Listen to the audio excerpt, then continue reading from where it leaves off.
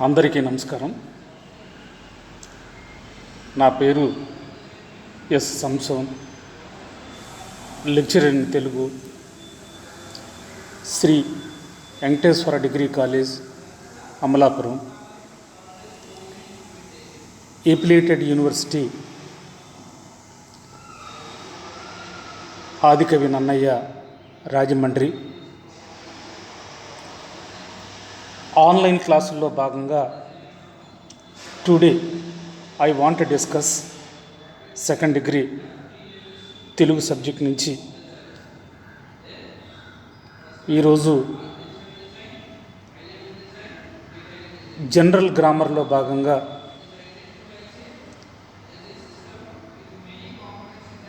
అర్ధాలంకారాలు, శబ్దాలంకారాల గురించి చర్చించుకుందాం. అర్ధాలంకారాలు, శబ్దాలంకారాల గురించి మాట్లాడుకుందాం. నిన్నటి ఎపిసోడ్లో, ఈ ముందు ప్రీవియస్ ఎపిసోడ్లో అలంకారం అంటే ఏమిటి అనే దాని మీద ఇంట్రడక్షన్ క్లాస్ మాట్లాడుకుని, అంటే నిత్య జీవితంలో అలంకారాలు మాట్లాడుకొని మనం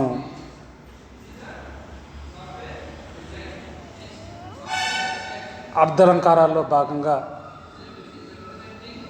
ఉపమాలంకారం, రూపకాలంకారం గురించి మాట్లాడుకున్నాం. అందుకని ఏంటంటే నిత్య జీవితంలో అలంకారాలు, అలంకారం అంటే ఏమిటి, అలంకార శాస్త్రం ఎలా మొదలైంది, కవులు ఎందుకు అలంకారాలు వాడతారు, అలంకారాలు అనేవి కేవలం కావ్యాల్లో కవులే వాడతారా, నిత్య జీవితంలో మనం కూడా మాట్లాడతామా, మనం మాట్లాడితే ఎవరెవరు మాట్లాడతారు అంటూ కొంచెం ఆలోచనాత్మకంగా ఉండే ఎపిసోడ్ మాట్లాడాం. ప్రీవియస్లో మాట్లాడి ఒక అర్ధాలంకారాల్లో ఉపమాలంకారం, రూపకాలంకారం గురించి కూడా మనం చర్చించుకున్నాం. ఈరోజు ప్రత్యేకించి స్వభావోక్తి అలంకారం నుంచి మనం మాట్లాడుకుందాం. దీంట్లో అంటే నిన్న ఉపమా, రూపక అయితే ఈరోజు అర్ధాలంకారాల్లో ఎగ్జామినేషన్ పాయింట్ ఆఫ్ వ్యూలో వచ్చేవి స్వభావోక్తి అలంకారం, అతిశయోక్తి అలంకారం, ఉత్ప్రేక్ష అలంకారం. ఈ వరకు చూసుకుంటే సరిపోతుంది. తదుపరి మనం శబ్దాలంకారాల్లోకి వెళ్ళే ప్రయత్నం చేద్దాం. అందుకని ఏంటంటే నిన్న మరి ముఖ్యమైనటువంటి ఉపమా, రూపక గురించి చెప్పుకున్నాం. ఈరోజు మూడో అలంకారం స్వభావోక్తి నుంచి మనం మాట్లాడే ప్రయత్నం చేద్దాం. ఈ మూడో అలంకారం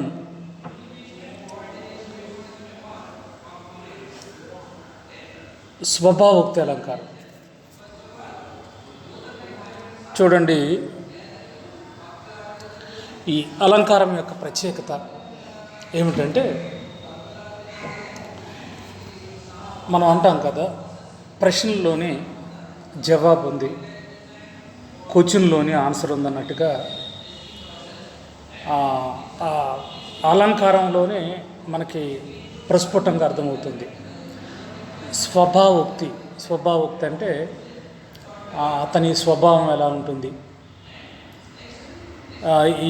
ఇతని స్వభావం ఎలా ఉంటుంది, వాడి క్యారెక్టర్ ఎలా ఉంటుంది, వీడి క్యారెక్టర్ ఎలా ఉంటుంది అని నిత్య జీవితంలో మనం జనరల్గా మాట్లాడుకుంటాం.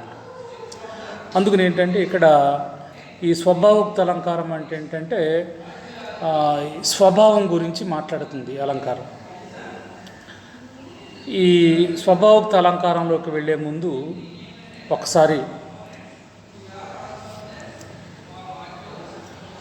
మనం డెఫినేషన్ చూద్దాం. జాతిని కానీ, గుణాన్ని కానీ, పనిని కానీ ఉన్నది ఉన్నట్లు మనోహరంగా వర్ణించుటను స్వభావోక్త అలంకారం. చూడండి, ఇక్కడ జాతిని కానీ, గుణాన్ని కానీ, పనిని కానీ ఉన్నది ఉన్నట్లు మనోహరంగా వర్ణించుటను స్వభావోక్త అలంకారం అంటారు. ఉదాహరణకి ఈ ఉద్యాన వనమునందలి లేళ్ళు చెవులు రిక్కించి,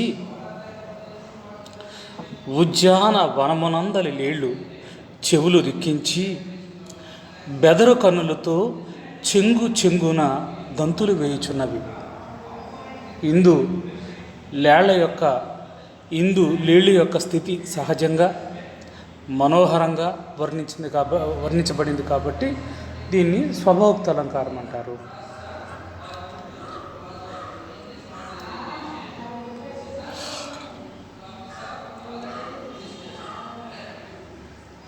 చూడండి, ఇక్కడ ఒక్కసారి చదివితే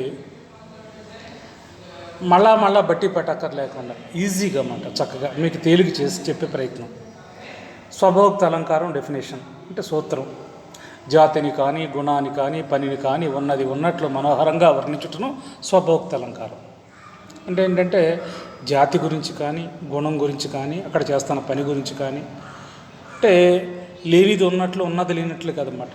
న్యాచురల్గా అక్కడ ఎలా ఉందో అలా చెప్పేదాన్ని ఏమంటారంటే స్వభావోక్త అలంకారం.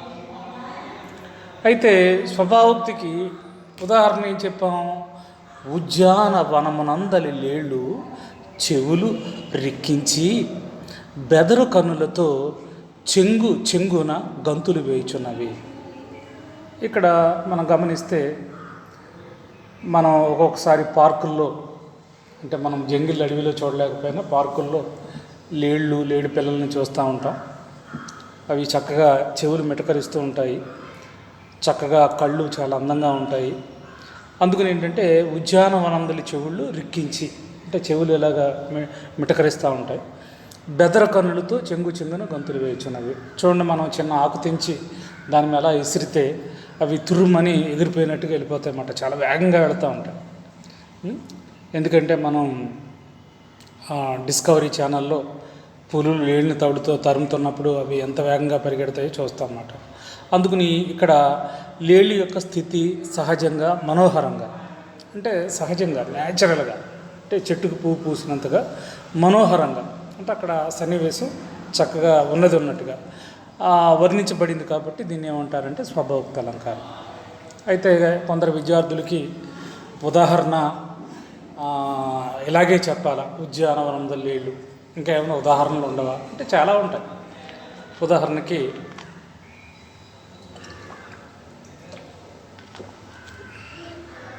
మనది వ్యవసాయక దేశం కాబట్టి రైతులు ఆ పశువులు, ఆవులు, అదే మనకి గేదెలు, ఆవులు, మేకల గట్ట మేపుకుంటూ ఉంటారు. వాళ్ళకి పొలాల్లో గడ్డి గట్ట ఉంటుంది.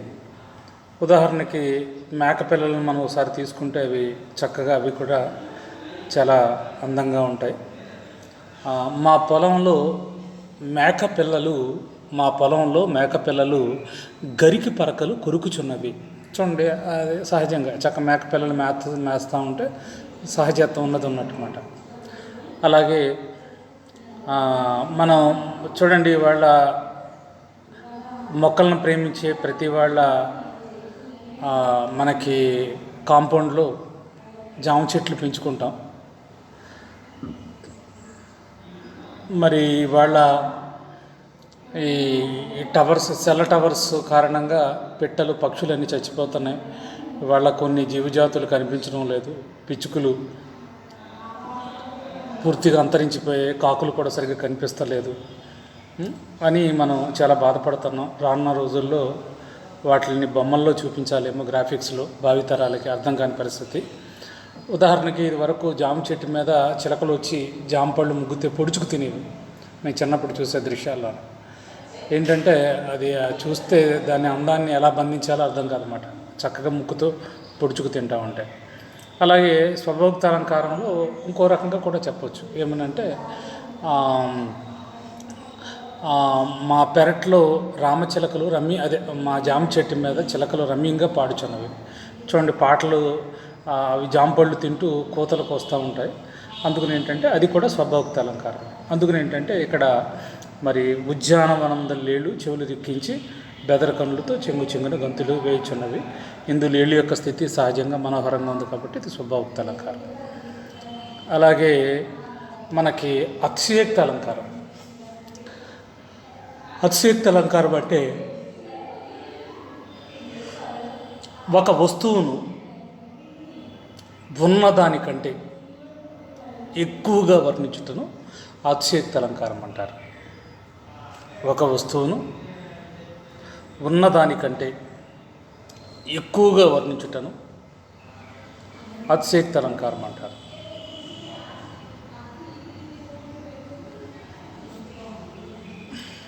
ఉదాహరణకి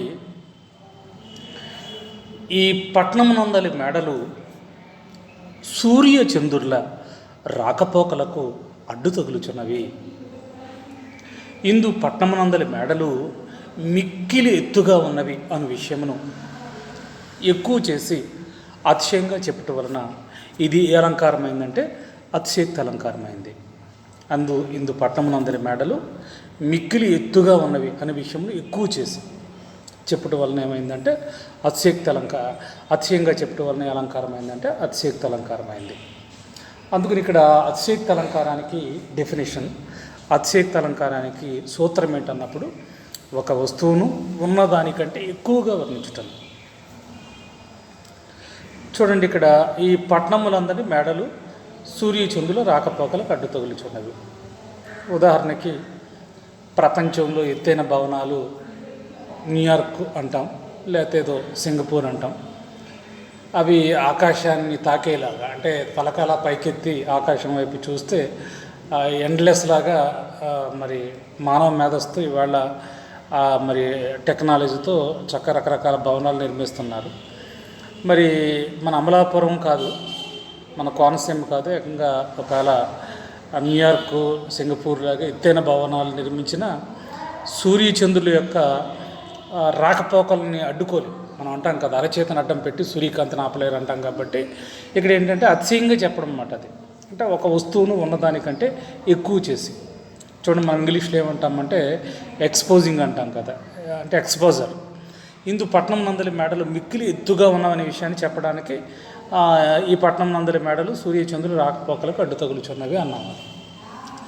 మనం ఇది ఇలాగే చెప్పొచ్చా,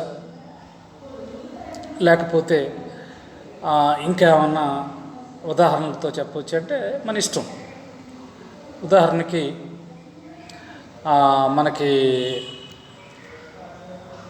మనకేంటంటే గోరంతల్ని కొండంతలు చేసి చెప్పేదాన్ని అతిశయోక్త అలంకారం అంటారు. గోరంతల్ని కొండంతలు చేసి.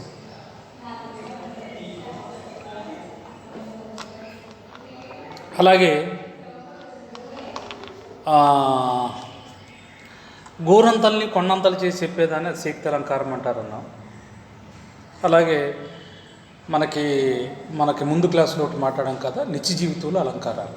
అంటే అలంకారాలు అనేది కవులే మాట్లాడతారా, రచయితలే మాట్లాడతారా, అందరూ మాట్లాడతారంటే అందరూ, అన్ని వర్గాలు, పండితులు పామరులు అందరూ, చిన్నపిల్లలు పెద్దవాళ్ళు అందరూ మాట్లాడతారు. ఉదాహరణకి చూడండి, రైతులకు తెలుసో తెలియకో చక్కగా వాళ్ళు కూడా అతిశయోక్త అలంకారం మాట్లాడతారు. ఏ సందర్భంలో అంటే పాపం ఎండనక వాననక రాత్రనక పగలనక రెక్కల ముక్కలు చేసుకుని కండలు కరిగించి బురదలో నుంచి పోతీసి మనకు అన్నం పెట్టేవాళ్ళు ఎవరంటే రైతులు. అయితే ఇక్కడ మనం ఒకసారి ఆలోచిస్తే మరి రైతులు చూడండి, పాపం వ్యవసాయం అనేది పిచ్చోడి చేతిలో రాయిలాంటిది అంటారు. అంటే పండితే పండొచ్చు, పండకపోవచ్చు.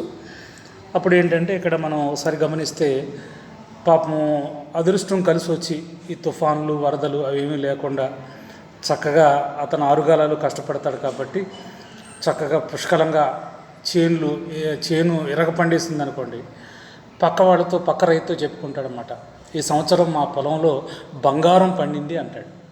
యాక్చువల్గా ఎక్కడన్నా పొలంలో బంగారం పండుతుందా అంటే దానికి అర్థం ఏంటంటే ఎక్కువ దిగుబడి వచ్చింది, అంటే వరి కంకులు ఎరగబూసేసాయి, ఒరిగిపోతుంది పంట చేలు, చక్కగా ఈ సంవత్సరం అద్భుతంగా పండింది అనడానికి ఏంటంటే ఈ సంవత్సరం మా పొలంలో బంగారం పండింది అంటన్నమాట అతిశయోక్తి అలంకారంలో. అందుకని ఇలా చెప్పుకుంటే మనకి చాలా చాలా ఉంటాయి. అలాగే మనకి అర్ధాలంకారాల్లో చివరిది ఉత్ప్రేక్ష అలంకారం. ఉత్ప్రేక్ష అలంకారం అంటే ఉపమేయమును ఉపమానంగా ఊహించును ఉత్ప్రేక్ష అలంకారం అంటారు. ఉపమేయమును ఉపమానంగా ఊహించుటను ఉత్ప్రేక్ష అలంకారం అంటారు.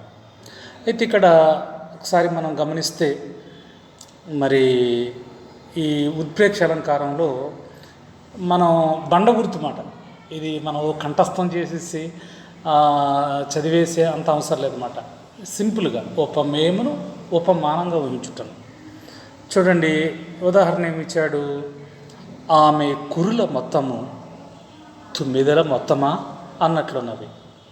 ఇందు ఉపమేయమైన ఆమె కురుల మొత్తము ఉపమానమైన తొమ్మిదల మొత్తంగా ఊహించడమైంది కాబట్టి దీన్ని ఉత్ప్రేక్ష అలంకారం అంటారు. అంటే ఏమీ లేదు చూడండి, మరి మనకి స్త్రీలు చక్కగా తలారా స్నానం చేసి చక్కగా తల విరబోసుకుంటారు. మనం అంటే చూడండి, వాళ్ళ దురదృష్టం ఏంటంటే మరి చక్కగా మన భారతీయ సనాతన ధర్మంలో చక్కగా మన తెలుగింటి ఆడపడుచులు ఇదివరకు అందంగా బాలుజాళ్ళు వేసుకునేవారు.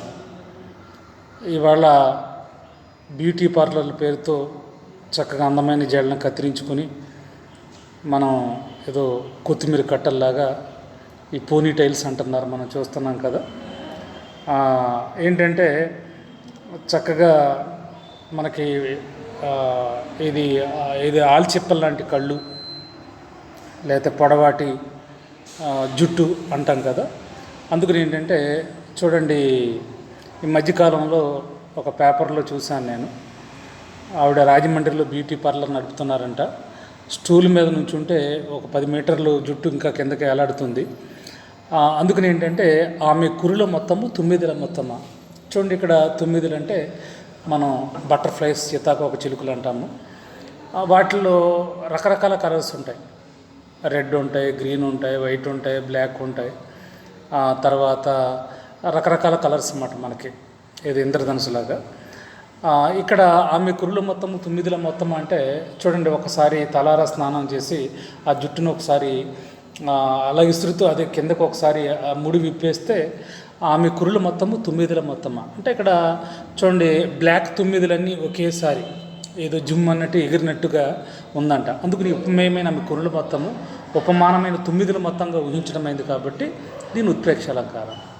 అయితే ఉత్ప్రేక్ష అలంకారానికి కేవలం ఇది ఒక్కటే ఇవ్వచ్చా నమూనా, ఇంకేమీ ఇవ్వలేమంటే చాలా ఇవ్వచ్చు. ఉదాహరణకి చూడండి, మనకి ఆ చీకట్లో వెళుతూ మనకి కాలుకి ఏదో గడ్డి పరకు తగిలి ఒకసారి కివుని కేకేస్తారు. పామేమో అనుకున్నాను, అది పాము కాదన్నమాట. అది ఇక్కడ ఉపమేయం ఉపమానంగా ఊహించటం. అలాగే బొమ్మల బల మీద అమ్మాయి ఏమైనా ప్లేట్స్ పెడితే ఏ చుంచులు ఎలకలో వాటి మీద నుంచి పరిగెడుతూ కింద పడ్డదనుకోండి, ఆ చప్పుడికి పిడిగేమనుకున్నాను. అంటే లేని దాన్ని ఊహించి దాన్ని ఏమంటారంటే ఉత్ప్రేక్ష అలంకారం అంటారు అనే దాని మీద మనం బాగా గుర్తుపెట్టుకుని ప్రయత్నం చేయాలి. సరే, మనకు అర్ధాలంకారాల్లో భాగంగా మనకి మనకి మొదట్లో ఉపమాలంకారం చెప్పుకున్నాం, రూపకలంకారం చెప్పుకున్నాం, స్వభావోక్తి చెప్పుకున్నాం, అతిశయోక్తి చెప్పుకున్నాం, ఉత్ప్రేక్ష కూడా అయిపోయింది. ఇవాళ ప్రత్యేకించి నెక్స్ట్ శబ్దాలంకారాల గురించి మాట్లాడుకుందాం. అర్ధాలంకారాలకి శబ్దాలంకారాలకి తేడా కూడా మనకి మొదట్లో మాట్లాడుకున్నాం కదా. అర్ధ ప్రధానమైనవి అన్నీ కూడా అర్ధాలంకారాలు, శబ్ద ప్రధానమైనవి శబ్దాలంకారాలు. ఇక్కడ కూడా ఉంది చూడండి ఒకసారి. ఇది అర్థాన్ని కాక, అంటే కేవలం అర్థాన్ని కాక శబ్దాన్ని మాత్రమే ఆశ్రయించే అలంకారాన్ని శబ్దాలంకారం అంటారు. ఏంటంటే అందుకే మనం సరదాగా కూడా చెప్పాను, అర్ధాలంకారాలనేమో అంతర్సౌందర్యం ఎప్పుడూ కనిపించదు, మనం చేసే పనులు బట్టి అవతల వాడు గుర్తిస్తారు. ఈ శబ్దాలంకారం అంటే కంటికి కనిపించేది. చెప్పుకున్నాం కదా, ఆ అబ్బాయి పొడవుగా ఉంటాడు, అమ్మాయి పొట్టిగా ఉంటుంది, ఈ అబ్బాయి నల్లగా ఉంటాడు, అమ్మాయి ఎర్రగా ఉంటుంది, ఇట్లాగా మనం వర్ణిస్తాం కదా. అందుకని ఏంటంటే ఇది బాహ్య సౌందర్యం తెలియజేసేది, శబ్దాన్ని మాత్రం ఆశించే అలంకారాన్ని శబ్దాలంకారం అంటారు. అయితే ఇక్కడ అర్ధాలంకారానికి శబ్దాలంకారానికి తేడా ఏంటంటే అర్ధాలంకారాలు చాలా మీనింగ్ఫుల్గా ఉంటాయి. శబ్దాలంకారాలు మీనింగ్ ఉన్నా లేకపోయినా ఆ సౌండ్ వల్ల, ఆ పదాల గుమ్మనం వల్ల, ఆ పదాల కూర్పు వల్ల అందం వస్తాయి అన్నమాట దానికి. అంటే అంత మీనింగ్ లేకపోయినా ఆ పద సౌందర్యం వల్ల, ఆ పదాలు ఆర్డర్లో వచ్చి కూర్చోవడం వల్ల చక్కగా మనకి. ఉదాహరణకు చూడండి, ఫస్ట్ది శబ్దాలంకారాల్లో వృత్యానుప్రాస అలంకారం. ఒకే హల్లు అనేక పర్యాయములు వచ్చి చమత్కారం కలిగించినచో దానిని వృత్యానుప్రాస అలంకారం అంటారు. ఒకే హల్లు అనేక పర్యాయములు వచ్చి, ఒకే హల్లు మాట చమత్కారం కలిగిస్తే దానికి వృత్యానుప్రాస అలంకారం అంటారు. చూడండి, ఆ ప్రశ్నలోనే ఆన్సర్ ఉంది. ఇది వృత్తంలాగా మాట, బొంగరంలాగా, బంతిలాగా. చూడండి, ఉదాహరణకి అడుగులు తడబడు బుడతడు నడిచాను. ఇక్కడ అడుగులు తడబడు బుడతడు నడిచాను. ఇక్కడ చూడండి, అడుగులు ఢా ఉంది, తడబడు ఢా ఉంది, బుడతడు ఢా ఉంది, నడిచాను ఢా ఉంది. అంటే వచ్చిన అక్షరమే మళ్ళీ రిపీట్ అయ్యి చక్కగా బొంగరంలా తిరుగుతుంది అన్నమాట. వచ్చిందే మళ్ళీ రావడం, వచ్చిందే మళ్ళీ రావడం. అందుకని ఏంటంటే వృత్తంలాగా, బంతిలాగా తిరిగింది కాబట్టి ఇది వృత్యానుప్రాస అలంకారం. సారు ఇదేనా ఉదాహరణ, ఇంకేమన్నా మనం ఉదాహరణలు చెప్పుకోవచ్చు అంటే, ఎవరో కవి సామేద వృత్యానుప్రాస అలంకారంలో పద్యం చెప్తాడు. ఏమంటాడంటే, ఆయన గుసగుసల పోయి వలపుల కిసమసల తెలిసి, గుసగుసల పోయి వలపుల కిసమసల తెలిసి రసిక బస కుశ్రమ విశ్రము విసమస్రగా తెచ్చి శిశిరి విధిలాసలై అంటాడనమాట. తనకు అర్థం ఏంటంటే, చూడండి, బంతిలాగా వచ్చిన సాయం మళ్ళీ రావడం, మళ్ళీ రావడం. అంటే దాంట్లో ఏ మేరకు మీనింగ్ ఉంది, అర్థం ఉంది, భావం ఉందని పక్కన పెడితే చక్కగా ఏంటంటే హల్లులు మాట, అంటే రస్వాక్షరాలు చక్కగా ఎలాగా వచ్చినయే మళ్ళీ వచ్చి ఆ చమత్కారం కలిగించి చక్కగా మనకు హృదయంగా మాట, మనసును తాకేలాగా చేస్తాయన్నమాట. అందుకు దీన్ని ఏమంటారంటే వృత్యానుప్రాస అలంకారం అంటారు అనే దాని మీద మనం గుర్తుపెట్టుకోవాలి. ఇక శబ్దాలంకారాల్లో వృత్యానుప్రాసం తర్వాత మరొక ముఖ్యమైనటువంటి అలంకారం ఏంటంటే చాకానుప్రాస అలంకారం.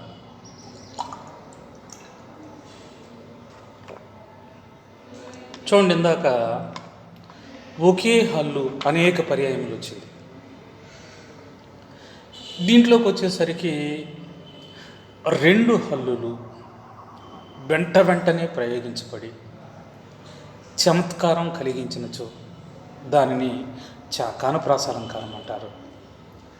రెండు హల్లులు వెంటనే ప్రయోగించబడి చమత్కారం. ఇందాక ఒకే హల్లు వచ్చిందే రావడం అన్నమాట. ఈ రెండు హల్లులు అన్నమాట, ఏదో ట్విన్స్ లాగా పక్క పక్కనే. ఉదాహరణకు చూడండి, కందర్ప దర్పములకు సుందర తరహాస రుచులు. కందర్ప దర్పములకు సుందర తరహాస రుచులు. ఇక్కడ ఉదాహరణకి దర్ప దర్ప చూడండి, పక్క పక్కనే వచ్చేసాయి. ధర అనే రెండేసి హల్లులు వెంటనే ప్రయోగించబడినవి కాబట్టి చాకానుప్రాస అలంకారం. ఇందాకేంటి, ఒకే హల్లు, అడుగులు తడబడు బుడతడు నడిచాను. ఇక్కడ అలా కాకుండా కందర్ప దర్పములకు సుందర తరహాస రుచులు. ఇక్కడ దర్ప ధర రెండేసి హల్లులు వెంటనే ప్రయోగించబడ్డాయి కాబట్టి ఇది చాకానుప్రాస అలంకారం. ఇక తర్వాత మనకి మూడవదిగా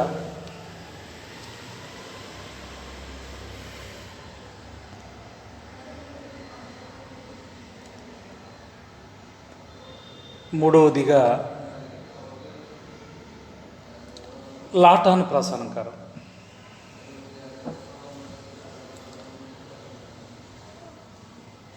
మూడవదిగా లాటానుప్రాస అలంకారం తీసుకుంటే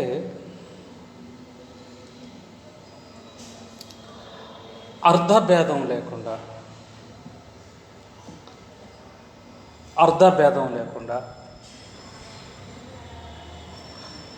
తాత్పర్య భేదంతో, అర్ధభేదం లేకుండా తాత్పర్య భేదంతో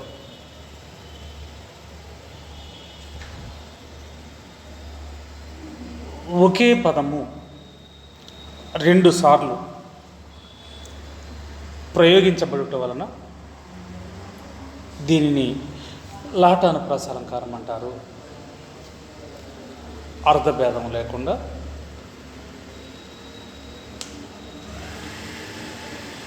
తాత్పర్య భేదంతో ఒకే పదము రెండుసార్లు ప్రయోగించబడటం వలన దీనిని లాటానుప్రాస అలంకారం అంటారు. ఇక్కడ ఏమంటాడంటే లాటానుప్రాసకి ఈ అర్థభేదం లేకుండా, మరి ఎలాగ అర్థభేదం లేకుండా అయితే తాత్పర్య భేదంతో ఒకే పదం రెండుసార్లు ప్రయోగిస్తున్నాం కాబట్టి ఇది లాటానుప్రాస అలంకారమైంది అంటాడు. ఉదాహరణకి ఏమి ఇచ్చాడు? కమలాక్షు నర్చించు కరములు కరములు, శ్రీనాథు వర్ణించు జివహ జివహ. ఇక్కడ ఈ సందర్భంలో ఏంటంటే ఇవాళ మన భారతదేశంలో ఎన్నో మతాలు ఉన్నప్పటికీ ప్రధానమైన మతాలుగా మూడు చెప్తాం: హిందువులు, క్రైస్తవులు, ముస్లింలు.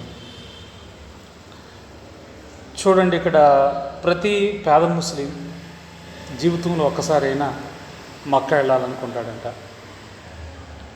అలాగే ప్రతి పేద క్రైస్తవుడు జీవితంలో ఒక్కసారైనా జెరూసలేం వెళ్ళాలనుకుంటాడంట.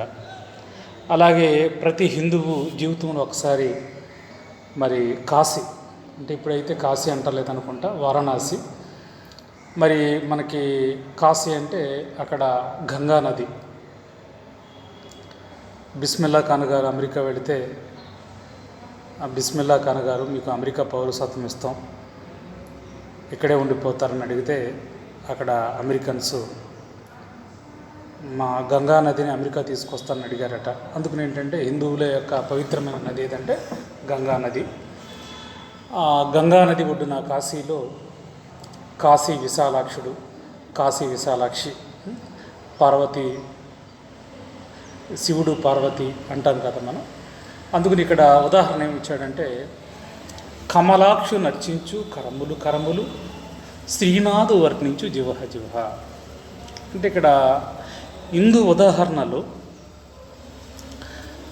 కరములు జివహ అను రెండు పదములు, హిందూ ఉదాహరణలో కరములు జివహ అను రెండు పదములు రెండేసి మార్లు ప్రయోగించటం వలన తాత్పర్య భేదం ఒకే పదంగా రెండుసార్లు ధ్వనించటం వలన మొదటి కరములు చేతులనియు రెండవ కరములు యోగ్యమైన చేతులని భావం. ఇక్కడ కమలాక్షు నర్చించు కరములు కరములు, కమలాక్షుడు అంటే మనకి శివుడు లేకపోతే దేవుడు, అది దేవుడైనా కావచ్చు. కమలాక్షు నర్చించు కరములు కరములు. చూడండి, ఇక్కడ మొదటి కరములు చేతులనియు రెండవ కరములు యోగ్యమైన చేతులని. చూడండి, మనం వెళుతూ ఉంటాం, రోడ్డు పక్కన మనకి టెంపుల్స్ ఉంటాయి, చర్చిలు ఉంటాయి, దేవాలయాలు ఉంటాయి, మసీదులు ఉంటాయి. ఏంటంటే ఇక్కడ చేతులు అందరికీ ఉంటాయి. కానీ ఏంటంటే మరి అందరూ నమస్కారం పెడతారు, అందరూ దేవుడికి దండం పెడతారంటే చెప్పలేము. కొందరు పెట్టవచ్చు, కొందరు పెట్టకపోవచ్చు. అందుకని మొదటి కరములేమో చేతులని, రెండో కరములేమో యోగ్యమైన చేతులని భావం అంటాడు. అలాగే ఇక్కడ శ్రీనాథు వర్ణించు జివహ జివహ. జివహ అంటే నాలుక.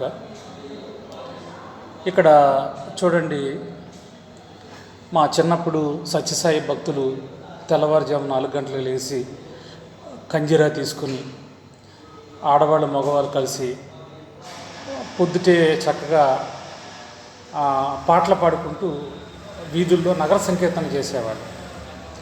నాకు చాలా వింతగా ఆశ్చర్యంగా అనిపించేది అన్నమాట. ఏంటి వీళ్ళు చక్కగా లెగిసి పొద్దుటే పాటలు పాడుకుంటూ, అంటే దానికి అర్థం ఏంటంటే లెగిసిన వెంటనే మనం హరినామస్మరణ చేయాలి, లేకపోతే శివనామస్మరణ చేయాలి. అందుకని ఏంటంటే చాలామందికి మరి నాలుక ఉంటుంది, అదేదో దేవుడు నాలుకిచ్చింది ఎదుటి వాళ్ళని బూతులు తిట్టా అనుకోలేదు, దేవుడు నాలుకిచ్చింది రుచికరమైన వంటలు తింటాక అనుకుంటాం. అలా కాకుండా మొదటి జీవహేమో మామూలు నాలుక అని అర్థం, రెండో జీవహేమో శ్రేష్టమైన నాలుక. అంటే దేవుణ్ణి శ్రీనాథు వర్ణించు జీవ దేవుణ్ణి స్తుతించని కొనియాడని నాలుక కాదు. అందుకని ఇక్కడ ఏమంటాడంటే అర్ధభేదం లేకుండా తాత్పర్య భేదంతో ఒకే పదం 2 సార్లు ప్రయోగించబట్ట వల్ల దీన్ని లాటానుప్రాస అలంకారం అంటారు. అందుకని ఏంటంటే కమలాక్షు నర్చించు కరములు శ్రీనాథు వర్ణించు జివ ఏంటంటే ఇందు ఉదాహరణలో కరములు జివ అనేది 2 పదములు 2 మార్లు ప్రయోగించడం వలన ఇక్కడ తాత్పర్య భేదం ఒకే పదంగా 2 సార్లు ధ్వనిస్తుంది. అందుకని ఏంటంటే ఇక్కడ మొదటి కరములేమో మామూలుగా చేతులనియు, రెండో కరములేమో యోగ్యమైన చేతులనియు భావం. అలాగే మొదటి జివహ నాలుకని, రెండో జివహ శ్రేష్టమైన నాలుకని భావం అని దాని మీద చెప్తాడన్నమాట. ఇది మనకి ప్రత్యేకించి లాటానుప్రాస అలంకారం. ఇక ఎగ్జామినేషన్ పాయింట్ ఆఫ్ వ్యూలో చివరిగా శబ్దాలంకారాలు ఏంటంటే మనకి అంత్యానుప్రాస అలంకారం. దీని పేరు ఏంటంటే అంత్యానుప్రాస అలంకారం. చూడండి, ఇక్కడ అంత్యానుప్రాస అలంకారం ఒకసారి తీసుకుంటే మనకి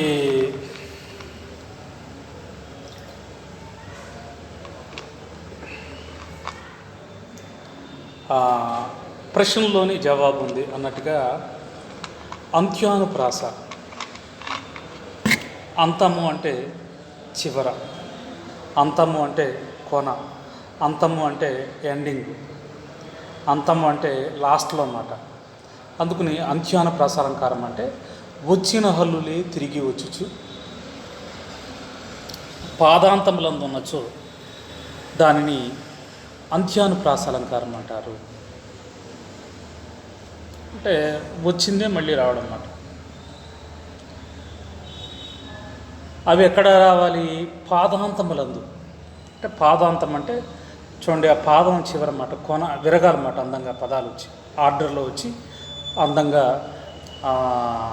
చక్కగా కూర్చోవడం వల్ల ఆ పద గుమ్మనం చక్కగా పదాలకు అందం రావడం వల్ల అది అంత్యానుప్రాస అలంకారం అవుతుంది. అందుకని వచ్చిన హల్లులే తిరిగి వచ్చుచు అంటే వచ్చినయే మళ్ళా రావడం. పాదాంతములందు ఉన్నచు అంటే పాదాంతం అంటే పాదం అన్నమాట. అంటే మనం చూడండి, పదము అంటే వర్డ్ అంటాం, పాదం అంటే లైన్ అంటాం అన్నమాట. అది చివరన్నమాట. పాదాంతం ముందు చివరిలో ఆర్డర్లో రావడం అన్నమాట. అది ఉదాహరణ ద్వారా అయితే ఇంకా మీకు బాగా అర్థమవుతుంది కాబట్టి ఇక్కడ కూడా ఉదాహరణ చెప్పే ప్రయత్నం చేస్తాను. చూడండి, ఇక్కడ మరి భారతదేశం ఆచార సాంప్రదాయాలు పుట్టినలు కాబట్టి ఇక్కడ ఉదాహరణకి మనం ఒక ఉదాహరణలాగా చక్కగా ఇచ్చే ప్రయత్నం చేశాను. కూచిపూడి అగ్రహారం అంటే అది ఒక గ్రామం పేరు అనుకుందాం. మేము ఉండేది ఒక వారం. ఏంటంటే అగ్రహారం, మేము ఉండేది అక్కడికి వచ్చాము, చక్కగా ఓ వారం ఉంటాం అక్కడ. కులమున బ్రాహ్మణ వారం అంటే ఇంకోటి ఏంటంటే ఇక్కడ కావాలని కాదు ఇక్కడ, ఎందుకంటే మన దేశంలో మరి ఈ కుల వ్యవస్థ ఒకటి ఉంది కదా, మీరేమిట్లు అంటాం కాబట్టి కులమున బ్రాహ్మణ వారం. నివసించేది కృష్ణా తీరం. చూడండి, నివసించేది కృష్ణా తీరం. ఇందు హారము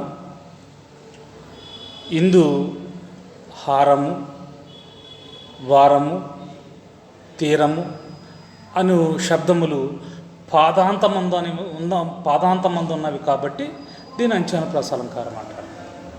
చూడండి, ఇక్కడ కూచిపూడి అగ్రహారం, మేముండేది ఒక వారం, కులమున బ్రాహ్మణ వారం, నివసించేది కృష్ణా తీరం. చూడండి, ఇక్కడ చివరిలో ఏమొచ్చే పాదాంతమందు అన్నాం కదా, చివరిలో పాదాంతం అంటే పాదం చివరన్నమాట, ఎండ్ అయిపోయి చివరిలో ఏమొస్తున్నాయి? ఇందు హారము వారము తీరము అనే శబ్దములు పాదాంతమందు ఉన్నవి కావున దీన్ని అంత్యానుప్రాస అలంకారం అంటారు. ఇందు హారము వారము తీరము అనే శబ్దములు ఎక్కడున్నాయి? పాదాంతమందు ఉన్నాయి కాబట్టి ఇది అంత్యానుప్రాస అలంకారం అంటారు అన్నమాట. అందుకని ఏంటంటే ఇక్కడ ఆ టైటిల్లోనే మనకి అంత్యానుప్రాస అలంకారం అంటే ఏంటంటే వచ్చిన హల్లులే తిరిగి వచ్చుచు పాదాంతరంలో అందనొచ్చు, దీన్ని అంత్యానుప్రాస అలంకారం అంటారు. అయితే మీకు సార్ మరి ప్రతిదానికి జనరల్గా చెప్తున్నారు, ప్రతిదానికి జనరల్గా మరో ఉదాహరణ కూడా ఇస్తున్నారు. మనం నిత్య జీవితంలో తెలుసో తెలియక అలంకారం వాడతామంటే అందరం వాడతాం, కవులు వాడతారు, తర్వాత మన నిత్య జీవితంలో మనకి తెలుసో తెలియకుండా మనం కూడా వాడుతూ ఉంటాం. అందుకని ఏంటంటే ఎలా వాడతాం ఏంటంటే చూడండి, అంత్యానుప్రాసం మీదే కొన్ని ఎక్స్పెరిమెంట్లు చేద్దాం చూడండి.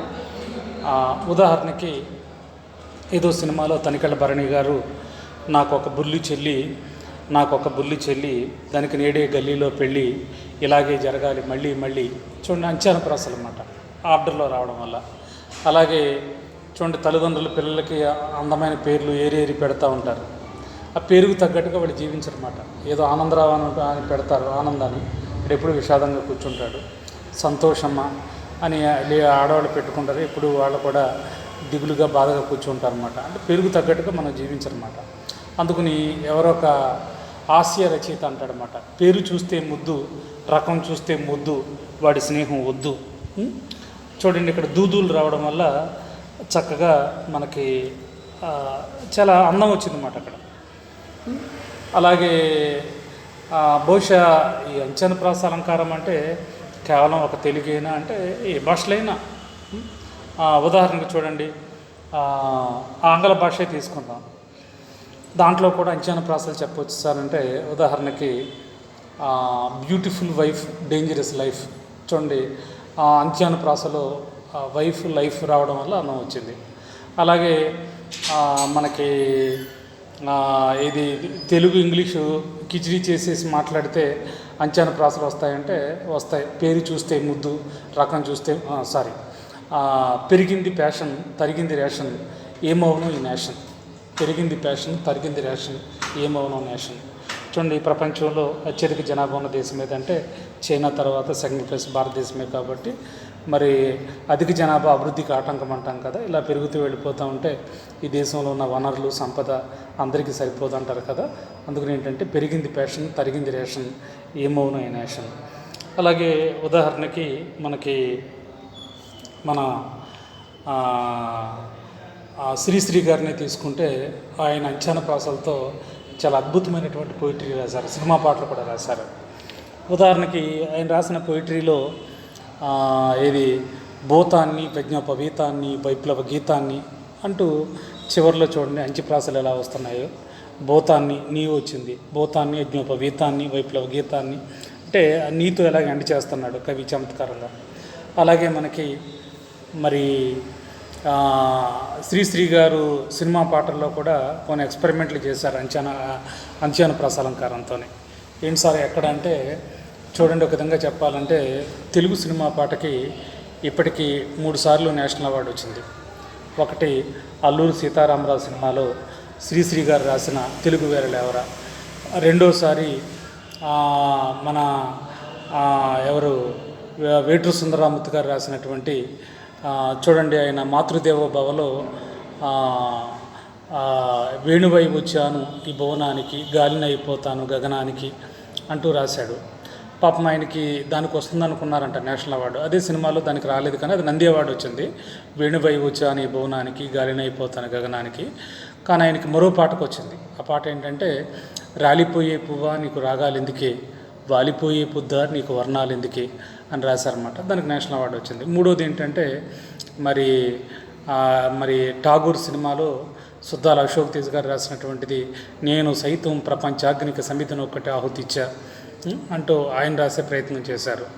అయితే ఎందుకు చెప్తున్నా అంటే సందర్భం వచ్చింది కాబట్టి చెప్తున్నాను, అలంకారానికి దానికి సంబంధం లేదనుకోండి. ఎందుకంటే మనకి శ్రీశ్రీ గారు ఇది ఫస్ట్ అల్లూరి సీతారాం సినిమాలో రాసినటువంటి దానికి నేషనల్ అవార్డు అనమాట. అంటే నంది అవార్డులు అంటే మన హైదరాబాద్లో ఇచ్చేవి నంది అవార్డ్స్ అంటాం, నేషనల్ అంటే రాష్ట్రపతి చేతుల మీదుగా ఢిల్లీలో తీసుకునే అన్నమాట. చూడండి, ఇక్కడ శ్రీశ్రీ గారు అల్లూరి సీతారామరాజులో పాట రాసినప్పుడు ఆయన ఎంత చక్కగా అంత్యప్రాసలతో రాస్తారు చూడండి. తెలుగు వీర లేవరా, దీక్ష భూని సాగర, చూడండి రా రా, తర్వాత మనకి ఆయన ఇంకా ముందుకు వెళితే ఆ పాటలోని ఎవడివాడు ఎచ్చటివాడు ఇటు వచ్చిన తెల్లవాడు, ఎవడివాడు ఎచ్చటివాడు ఇటు వచ్చిన తెల్లవాడు, చివరిలో చూడండి డూడూలు వస్తున్నాయన్నమాట. అందుకని ఏంటంటే దానివల్ల అంచెప్రాసల వల్ల అక్కడ అందంగా వచ్చిందన్నమాట. అలాగే ఇక్కడ కూడా కూచిపూడి అగ్రహారం మేము ఉండేది ఒక వారం, కులమన బ్రాహ్మణ వారం, నివసించేది కృష్ణా తీరం. ఇక్కడ హారము, వారము, తీరము అనే శబ్దాలు పాదాంతమందు ఉన్నాయి కాబట్టి ఇది అంచానుప్రాస అలంకారం. ఇందు హారము, వారము, తీరము అను శబ్దాలు పాదాంతమందు ఉన్నాయి కాబట్టి ఇదేంటంటే అంచానుప్రాస అలంకారము. అందుకని ఏంటంటే మనం వచ్చిన హల్లులే తిరిగి వచ్చు, పాదాంతమందు ఉండొచ్చు, ఇది అంచానుప్రాస అలంకారం. ఉదాహరణ కూడా ఇప్పుడు చెప్పుకునే ప్రయత్నం చేసాం. ఇది మాట. ఇక మరి మనం అలంకారాలు ప్రీవియస్ ఎపిసోడ్లో అలంకారం అంటే ఏమిటి, నిత్య జీవితంలో అలంకారాలు ఎలా ఉపయోగిస్తాం అంటూ ఇంట్రడక్షన్ క్లాస్ చెప్పి మీకు నేను 2 అలంకారాలు పరిచయం చేశాను ముందు ఎపిసోడ్లోని. ఏంటంటే అది ఉపమాలంకారం,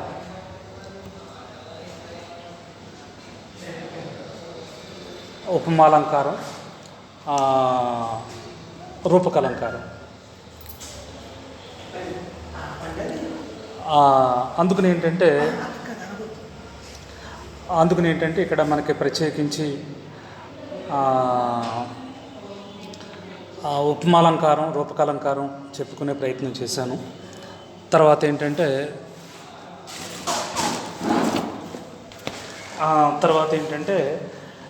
ఇప్పుడు మనం మాట్లాడిన వాటిలో స్వభావోక్త అలంకారం, అతిశయోక్త అలంకారం, తర్వాత అలాగే ఉత్ప్రేక్ష అలంకారం, తర్వాత శబ్ద అలంకారాల్లో మనం వృత్యానుప్రాస అలంకారం, అలాగే చాకానుప్రాస అలంకారం, లాటానుప్రాస అలంకారం, తర్వాత అంచానుప్రాస అలంకారం.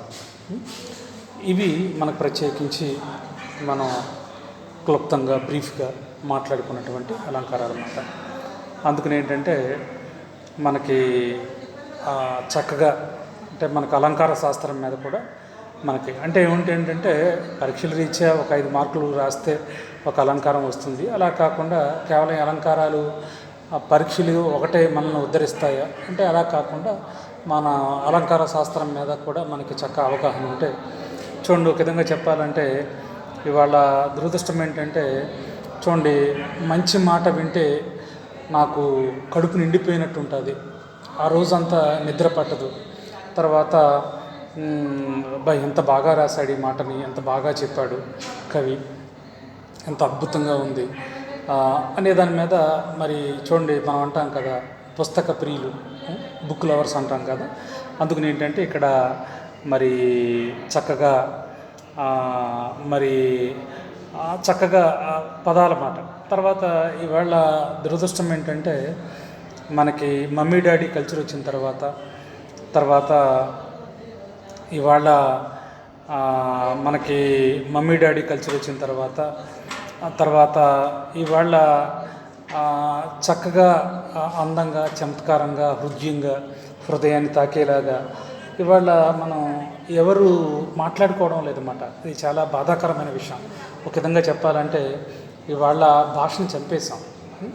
తెలుగు భాష కూడా ఆల్మోస్ట్ ఇవాళ మనం డెడ్ లాంగ్వేజ్ అంటున్నాం. ఎందువల్లంటే ఇవాళ మనకి కార్పొరేట్ స్కూల్స్ వచ్చిన తర్వాత 2 దశాబ్దాలుగా అంతా ఇంగ్లీష్ మీడియమే. తర్వాత ఏంటంటే మరి ఇవాళ నిజంగా ఈ పామర్లు, తర్వాత వ్యవసాయ కార్మికులు, తర్వాత నిరక్షరాస్యులు వీళ్ళు మాత్రమే ఇది మాట. అది ఇంగ్లీషా తెలుగని కాకుండా సరే ఒక విధంగా చెప్పాలంటే మనకి ఎన్ని భాషలు వచ్చినా మన మాతృభాషను, అమ్మ భాషను మర్చిపోకూడదు. తర్వాత ఇదివరకు ఏ భాషలో అయినా చక్కగా మన మాతృభాష తీసుకుంటే చక్కగా మాట్లాడుతూ ఉంటే దాంట్లో నుడికారాలు, దాంట్లో చక్కగా సామెతలు, దాంట్లో తర్వాత ఏంటంటే నుడికారాలు, సామెతలు, తర్వాత అలాగే చక్కగా పదగుమ్మనం, పదాల గుబాళింపు చక్కగా అందంగా ఉండేది అన్నమాట. కొటేషన్ లాగా చక్కగా జీవన సారాన్ని అంతా పిండి చెప్పినట్టుగా చక్కగా ఇదివరకు మనకి అలంకారాలు అలంకారాలతో కూడిన మాటలు మాట్లాడుకునేవాళ్ళు చక్కగా మాట మాట్లాడితే. కానీ వాళ్ళ మమ్మీ డాడీ కల్చర్ వచ్చిన తర్వాత hi, bye, see you, thank you, okay. తర్వాత ఏంటంటే ఇవాళ ఒక విధంగా చెప్పాలంటే మనకి మెటీరియలిస్టిక్గా అన్నమాట. ఎందుకంటే మనకి అస్థిపంజరం లాంటి భాషను మాట్లాడుతున్నాం. ఇదివరకు భాష అంటే రక్త మాంసాలు అద్ది చక్కగా అందంగా మాట్లాడుకుంటే చక్కగా అందంగా ఉండేది. ఒక మాట మాట్లాడినా, ఒక పాట పాడినా. ఇవాళ ఏంటంటే అంతా డ్రైగా మాట్లాడుతున్నాం. చూడండి, ఇదివరకు ఇంగ్లీష్లో హాయ్, డాడీ, మమ్మీ అనేవారు. ఈ మధ్యకాలంలో ఇంకా సున్నితత్వం, ఇంకా ఎందుకంటే అంత మా మమ్మీ డాడీ అంటే అది కూడా కష్టమైపోయి ఇంకా అంత అలా అని కాకుండా హాయ్ డాడ్, హాయ్ మమ్. ఇంకా రానున్న రోజుల్లో ఈ భాష ఎలా ఉంటుందో తెలియదు అన్నమాట. చూడండి, ఈ మధ్యకాలంలోనంట చాలామంది అంటున్నారు మాట్లాడుకోవడం అనేసి ఎస్ఎంఎస్లు వేసి పెట్టుకుంటున్నారంట. అందుకని ఏంటంటే చక్కగా భాష అనేది చక్కగా అది దైవదత్తమైంది. భాష అనేది చక్కగా అందమైన గులాబీ పువ్వులు లాంటిది, చామంతులు, బంతులు. చక్కగా మనం ఎంత మాట్లాడుకున్న హాయిగా ఆనందాన్ని, మకరందాన్ని ఇచ్చేది భాష. అందుకని ఏంటంటే కవులు ఈ పరీక్షల రీచి కాకుండా చక్కగా ఈ అలంకారాల్లో రసరమ్యమైనటువంటి పదాలను ఎలా వాడతారు. మనం అనుకున్నాం కదా, వాక్యం రసాత్మకం కావ్యం అనుకున్నాం కాబట్టి చక్కగా కవులు కావ్యాలు ఎలా వాడతారు ఏంటనే దాని మీద మనం తీసుకుంటే కావ్యాలు ఇంకా అందాన్ని ఇవ్వడానికి కోసం ఈ అలంకార శాస్త్రాన్ని ఉపయోగిస్తారు. మనం కూడా మాట్లాడేటప్పుడు మామూలుగా మాట్లాడే కానీ ఇంకా ఎఫెక్టివ్గా మాట్లాడే కోసం అలంకారాలు వాడతాం అన్నమాట. ఇది ప్రత్యేకించి మనకు అలంకారం అంటే ఏంటి చెప్పాం, అర్ధాలంకారాలు ఏంటి చెప్పాం, శబ్ద అలంకారం అంటే ఏంటి చెప్పాం. ఇవాళ మన కంచాన ప్రస్తుతం ముగించే ప్రయత్నం.